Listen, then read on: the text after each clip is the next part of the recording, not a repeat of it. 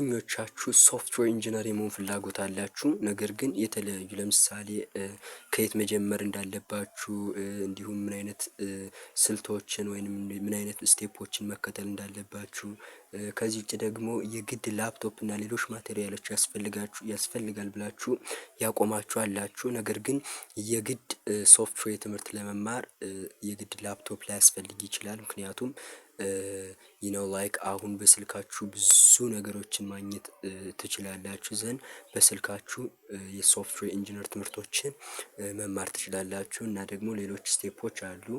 ከስድስት የማያንሱ ስቴፖችን ኦርጋናይዝ አድርጌ አምጥቼላችኋለሁ። እመኑኝ እነዚህን ስቴፖች በትክክል ተግባራዊ ካደረጋችሁ ራሳችሁን ለሶፍትዌር ኢንጂነር የቀረበ ሰው ሆኖ ታገኙታላችሁ ማለት ነው። ለማንኛውም ለቻናሉ አዲስ ከሆናችሁ ቻናሉን ሰብስክራይብ እንዲሁም ቪዲዮ ላይክ ማድረግ እንዳይረሳ። ቀጥታውን ወደ ቪዲዮ። እሺ መጀመሪያ ሶፍትዌር ኢንጂነር የግድ ለመሆን አሉ ስቴፖች። የግድ የመጀመሪያው ስቴፕ የሚሆነው ለርን ዘ ቤዚክ ፋውንዴሽን ነው። ተማሪዎች ከሆናችሁ ሞር ለሶፍትዌር ኢንጂነር የሚቀርቡ ሰብጀክቶች አሉ። እነዚህ ሰብጀክቶች ላይ የግድ ፎከስ ማድረግ ይኖርባቸዋል ማለት ነው፣ ከሌሎች ሰብጀክት በተሻለ መንገድ ማለት ነው። ለምሳሌ ሞር ከሶፍትዌር ኢንጂነር ጋር ሞር ሪሌሽንሽፕ ያለው ሰብጀክት ማትስ ነው። ማትስ ውስጥ ደግሞ አሉ አንዳንድ ፕሮብለም ሶልቪንግ ስኪል ሊኖራችሁ ይገባል። እንደ አልጀብራ እንደ ሎጂክ ኖሌጅ ሊያስፈልጋችሁ ይችላል። እነዚህን ታዲያ ፎከስ ማድረግ ይኖርባችኋል። ሌሎችም አሉ። ኢንጀነራል ግን ማትስ ሰብጀክቱ ከሶፍትዌር ኢንጂነር ጋር ሞር ኮኔክሽን አለው ማለት ነው። ሌላው ደግሞ ቤዚክ እንግሊሽ ላንጉጅ ያስፈልጋችኋል። ላይክ ዲ ኢንተርናሽናል ላንጉጅ ኢን ዘ ወርልድ ኢዝ ሶ ኢንግሊሽ ሶ you should know the English language to communicate with your computers, with your phone, or with different types of websites easily. so የተለያዩ ዌብሳይቶች ጋር ከኮምፒውተራችሁ ጋር ኮሚዩኒኬት በቀላሉ ለማድረግ የግድ እንግሊሽ ላንጉጅ ያስፈልጋችኋል ማለት ነው። ሌላኛው ሁለተኛው ስቴፕ ደግሞ ለርን ፕሮግራሚንግ ስቴፕ ባይ ስቴፕ ይላል። እነዚህ ፕሮግራሚንጎች አሁን ከዚህ ጋር ነው እንግዲህ መንገዳችሁን እየጀመራችሁ የምትመጡት ማለት ነው። ለሶፍትዌር ኢንጂነሪንግ የፕሮግራሚንግ ትምህርቶችን ከተለያዩ ቻናሎች እያወጣችሁ የግድ መማር ይኖርባችኋል። ለምሳሌ ከዚህ ላይ አሁን የግድ ላፕቶፕ ላያስፈልግ ይችላል። በስልካችሁ የተለያዩ አፖችን፣ የተለያዩ ዌብሳይቶችን፣ የተለያዩ ዩቲዩብ ቻናሎችን በመጠቀም ፕሮግራሚንግን ከቤተ ፓይተን ለምሳሌ ፎር ለቢግነሮች ለጀማሪዎች በጣም ምቹ የሆነ ላንጉጅ ነው። እንዲሁ ደግሞ ጃቫስክሪፕትስ ዌብ ዴቨሎፕመንት ላይ የምትሰሩ ከሆነ በተለይ ጃቫስክሪፕትን ለማመድ ይኖርባቸዋል። ሞባይል ፎኖች አሉ ለቢግነሮች በተለይ ለጀማሪዎች የተለያየ የሞባይል ፎን አፖች አሉ። ለምሳሌ ሶሎ ለርን፣ ፕሮግራሚንግ ሄሮ፣ ሜሞ፣ ኢንክ የተባሉ እነዚህን ሶፍትዌሮች ከፕላይ ስቶር በማውረድ በቀላሉ ከቤታችሁ ናችሁ የሶፍትዌር ኢንጂነር ትምህርቶችን መማር ትችላላችሁ ማለት ነው። አለው ስቴፖች አሉት።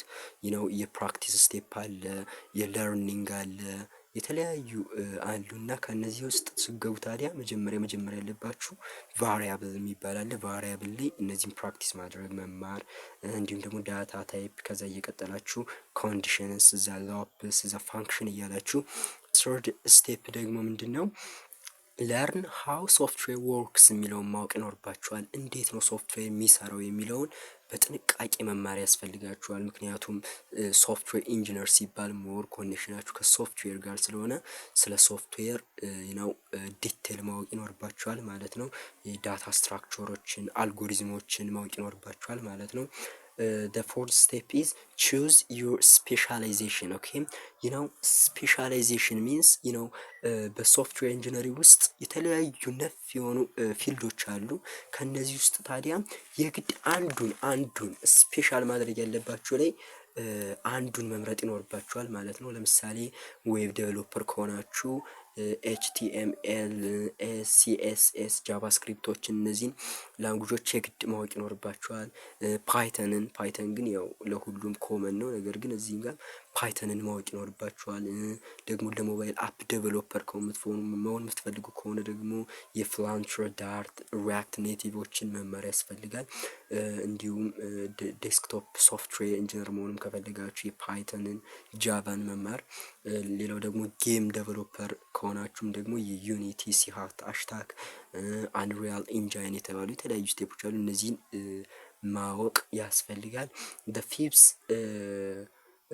ስቴፕ ኤንድ the most important ስቴፕ ደግሞ ምንድን ነው? ቢውልድ ፕሮጀክትስ ነው። ላይክ እንደ ቀለል ያሉ አፖችን የሞባይል አፖችን ቢውልድ ማድረግ መጀመር ይኖርባቸዋል።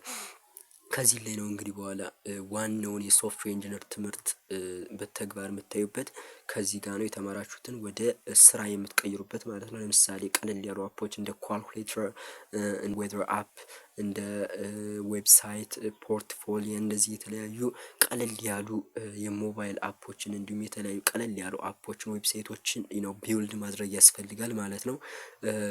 ከዛ ውጭ ደግሞ ይሄን ሲጨርሱ ቀለል ያሉትን ወደ ቢገር ፕሮጀክቶች ሙቭ ማድረግ እንዳይረሳ ነው።